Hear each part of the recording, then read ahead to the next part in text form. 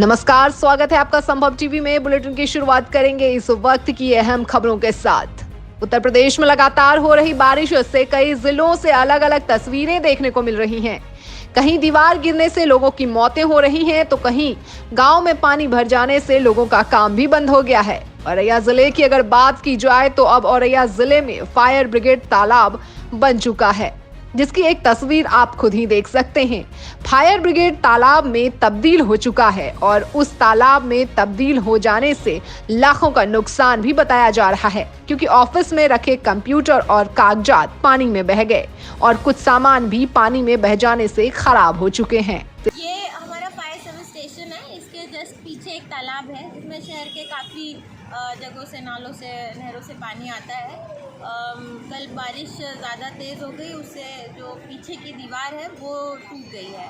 वो दीवार गिरने से तालाब का सारा पानी इसमें आ गया है और अभी रेस्क्यू के लिए हमने 5-6 फायर टेंडर लगवाए हैं, जिससे सक्शन करके पानी बाहर निकाला जा रहा है। रात के करीब 1:30 बजे लमसम पीछे की दीवार फाट गई, जिससे सब गृहस्थी, सब सामान, कम से कम 2 लाख रुपया और पूरे फायर ब्रिगेड की गाड़ियाँ डूब गई इधर और पूरा कंप्यूटर सिस्टम पूरा सब डूब गया। सब एकदम बहुत लंबा नुकसान। कितना नुकसान हुआ होगा लमसम?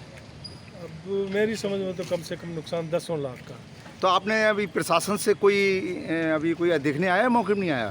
यहाँ कोई नहीं आया, वैसे बता दिया गया है, हमारे दरोगा जी ने सबको अवगत करा दिया है। तो अभी कोई नहीं आया। फिलहाल हम गाड़ी लगा रहे हैं, न कोई नगर पालिका से भी लग पाया सिस्टम। अपने आप जो सिस्टम है, आप पूरे जिले की देखभाल करते हैं, आपके ही परिवार में आज जल भराव की समस्या और बहुत परेशानी का सामना आपको करना पड़ रहा है। इसमें क्या मतलब आप कहना चाहेंगे? और कहना ये चाहेंगे कि यहाँ अगर कोई व्यवस्था पहले से होती, शासन प्रशासन की आदान प्रदान पत्रों का होता रहा, लेकिन मिट्टी भराव, जल भराव नहीं हो पाया। इसलिए पूरे मोहल्ले का सब पानी आए के तालाब में आता है और तालाब को दीवार बार बार टूट जाती है। तो जब तक इसका कोई स्थायी समाधान नहीं, नाला नहीं खोदेगा, तब तक इसका स्थायी समाधान नहीं हो सकता भैया। कासगंज पुलिस ने विभिन्न घटनाओं में वांछित चल रहे शातिर आरोपियों पर नकेल कस ली है। पुलिस और एसओजी की संयुक्त कार्रवाई में 2 लुटेरों को गिरफ्तार कर लिया गया है। दोनों के पास से 1,25,000 रुपए नगद, 3 किलो डायजापाम, 2 चाकू, चोरी की एक बाइक भी बरामद हुई है। पुलिस ने दोनों को गिरफ्तार कर जेल भेज दिया है। देखिए, आज 23/9/2022 को हमारे जो कोतवाली कासगंज थाने को बहुत बड़ी अच्छा सफलता मिली है। ये आपको विदित है कि 5/9/2022 और 7/9/2022 को एक चोरी और लूट की घटना हुई थी। उसमें एक गिरोह हम लोगों ने पकड़ा था। उसमें 2 लोग अभी गिरफ्तार भी हो गए थे। उनके जो मुख्य जो लीडर है राम बाबू और उसके साहिबागी जो जब्बू है, आज वो सुबह कास मुखबिर की सूचना पर पकड़े गए थे। ये बहुत शातिर अपराधी है। ये राम बाबू के ऊपर तो करीब 34 मुकदमे हैं। करीब 26 साल से ये अलग अलग अपराध कर रहे हैं और उसके अलावा ये जब्बू भी इनके सहभागी है। इनके मौके से हमें, जब इनको हमने पकड़े थे, मौके से हमें 1,25,000 रुपये नगद बरामद हुई है। उसके अलावा 3 किलो डायजापाम बरामद हुई है। उसके अलावा 2 चाकू और एक चोरी की एक मोटरसाइकिल बिना नंबर प्लेट की मिली। इनमें कोई नाम भी घोषित किया गया था? देखिए, ये ऑलरेडी वांछित चल रहे हैं। दोनों के ऊपर 25-25 हज़ार इनाम है और ये इनाम जो है हमारे जो टीम बहुत सफल तरीके से इनको पकड़ा है उनको मिलेगी। ऋषिकेश के गंगा भोगपुर स्थित एक प्राइवेट रिजॉर्ट की रिसेप्शनिस्ट अंकिता भंडारी हत्याकांड का खुलासा हो गया है। खुलासा होने के बाद एसडीआरएफ की टीम ने चीला शक्ति नहर के जलाशय से अंकिता का शव भी बरामद कर लिया है।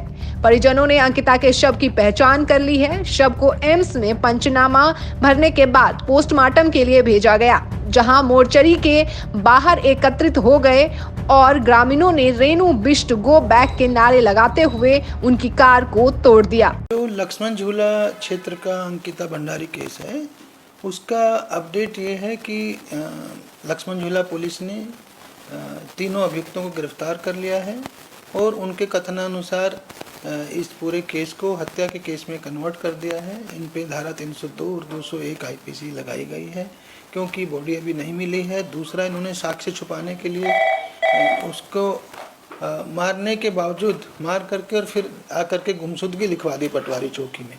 तो ये सब साक्ष्य छुपाने की श्रेणी में आता है, इसलिए 201 धारा लगी है और 302 हत्या का केस होता है। और अभी हम लोग चीला नहर में बॉडी की तलाश करवा रहे हैं, एसडीआरएफ की टीमें लगा दी गई हैं और आगे जो होगा तो मैं एसपी पौड़ी को कहूँगा कि वो लोगों को अपडेट कराते रहें।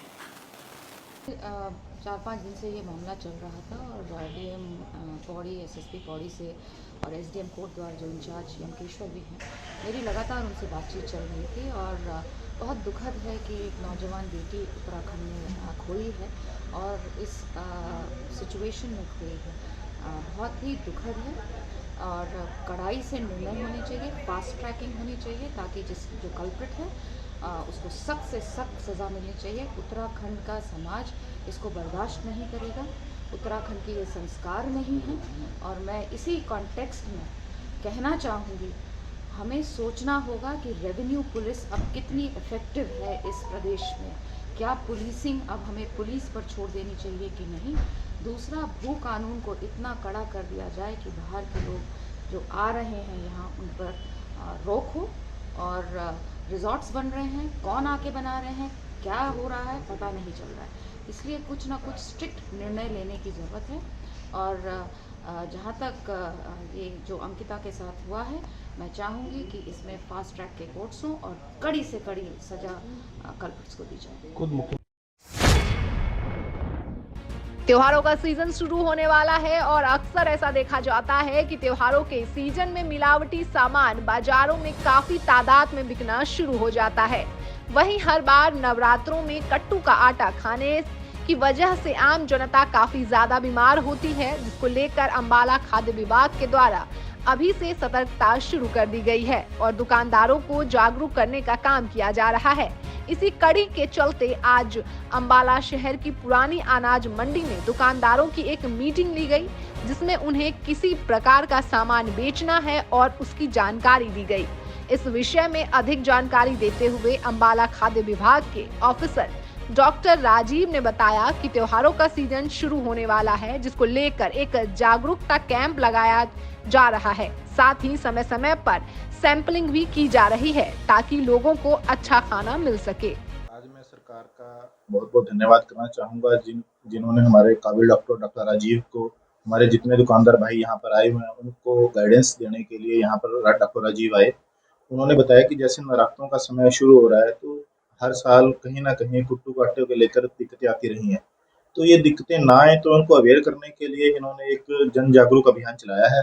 ये आज अम्बाड़ा शहर में चलाया है, डॉक्टर राजीव के कहने अनुसार कल कैंट में चलाएंगे।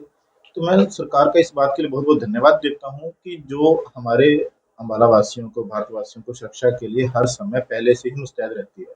त्योहारों का सीजन अभी स्टार्ट होने वाला है, नवरात्रि आ रहे हैं, उसके बाद दिवाली का त्यौहार भी कंटिन्यूस आएगा ही आएगा। अवेयरनेस कैंप चलाए जा रहे हैं और लगाए जाएंगे और उसके साथ में रूटीन सैम्पलिंग भी अपनी होती रहेगी, जिससे कि लोगों को अच्छा खाना टाइम टू टाइम मिल सके, अच्छा सामान मार्केट में जाएगा, अच्छा ही बिकेगा।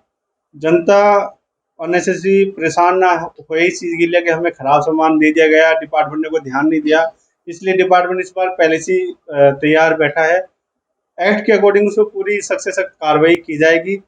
किसी भी जनता को कोई भी परेशानी हो तो हमें डायरेक्ट फ़ोन कर सकता है, बता सकता है। कहीं पे भी कुछ भी अडल्टेड सामान या कुछ भी बिक रहा होगा तो हमें बताए, हम उस पर अपनी सैम्पलिंग करेंगे और ये हमारा कैंप कंटिन्यूस चलता रहेगा।